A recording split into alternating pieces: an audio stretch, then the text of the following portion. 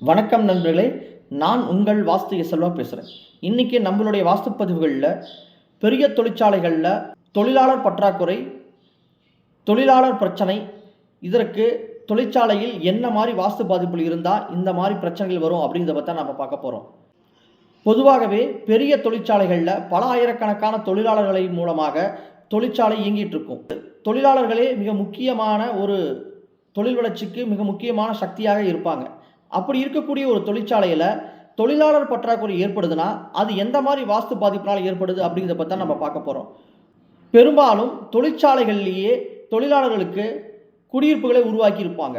இந்த குடியிருப்புகள் அப்படிங்கிறது தவறான இடத்துல அமைக்கும் பொழுது அந்த தொழிற்சாலையில் தொழிலாளர்கள் நிரந்தரமாக பணிபுரியாமலோ அல்லது தொழிலாளர்களுக்கு பிரச்சனைகள் ஏற்படக்கூடிய அமைப்பாகவும் உருவாகிடும். இதனால் தொழிற்சாலை இயங்க முடியாமல் நட்டத்தில் இயங்கக்கூடிய அமைப்பாக மாறிடும்.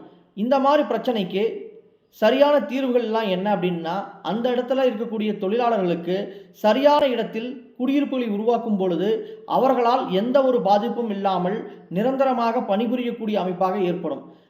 தொழிலாளர்களுக்கான குடியிருப்புகளை எங்கு உருவாக்கலாம் அப்படின்னா, அதற்கு ஏற்ற இடமாக தென்கிழக்கு கிழக்கு சார்ந்த பகுதியில் தான் தொழிலாளர்களுக்கான குடியிருப்புகளை உருவாக்கி இருக்கணும். அந்த மாதிரி உருவாக்கும் பொழுது அந்த தொழிலாளர்களுக்கும் நல்ல வேலை செய்யக்கூடிய அமைப்பும் அவர்களுக்கு மன உளைச்சல் ஏற்படாமலும் தொடர்ந்து வேலை செய்யக்கூடிய அமைப்பாக இருக்கும்.